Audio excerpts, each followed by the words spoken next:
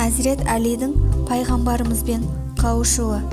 Әзірет Әли пайғамбардың тапсыруымен Құрайыштардың Әзірет Мұхаммедке саллаллаху алейхи уассалам аманат еткен бағалы заттарын иелеріне таратып беру үшін Меккеде қалып еді. Өзіне жүктелген тапсырманы тап-тұйнақтай етіп орындаған соң Әзірет Мұхаммедтен 3 күн кейін ол да жолға шыққан.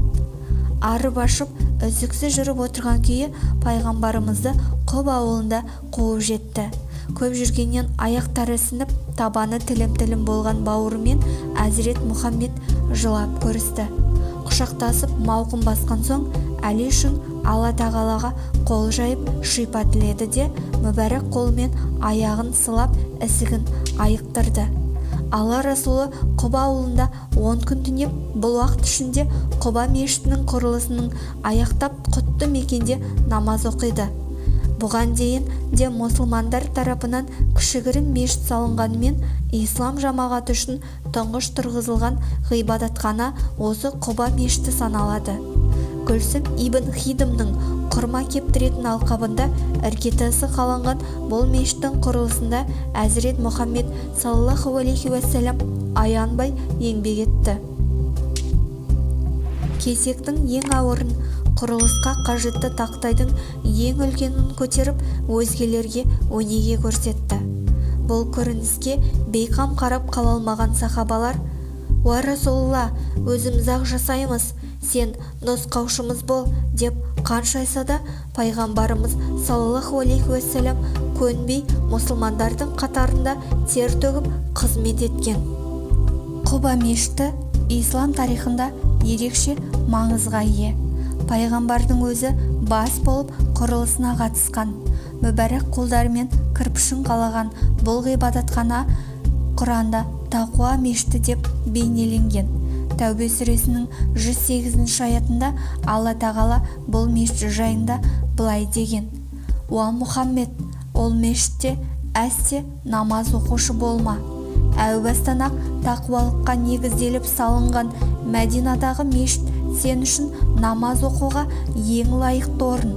Ол мешітте жан-тәні мен күнә һәм арсыздық атаулыдан арылуды, тазаруды қалайтын нағыз ерлер бар.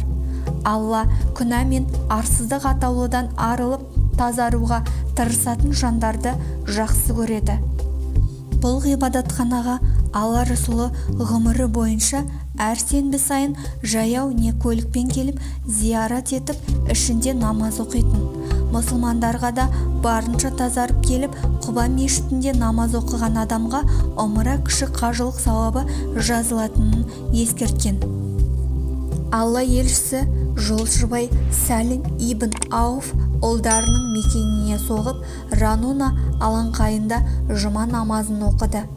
Бұл пайғамбарымыздың Мәдинадағы тұңғыш жұма намазы еді. Намаздан кейін Алла Расулы 2 құтпа жасады. Аллаға мадақ айтқан соң былай деді: «Уа халайық, денсаулығыңыз бар кезде ақырет үшін азық жинаңыздар. Қиямет қайымда шопансыз қалған қойдың да сұрауы болады. Хақ тағала барлық пенделерін есепке тартады. Саған мен елшімді жібердім. Расулым тура жолды түсіндірмеді ме? Мен саған мал-мүлік ғұмырың бойынша ырзық несібе бердім. Ал сен ақырет үшін не жинадың?» дегенде пенде оңына, солына қарап ештеңе көре алмайды. Ақыретке азық жинамаған болса, алдынан тозақ оты көрінеді.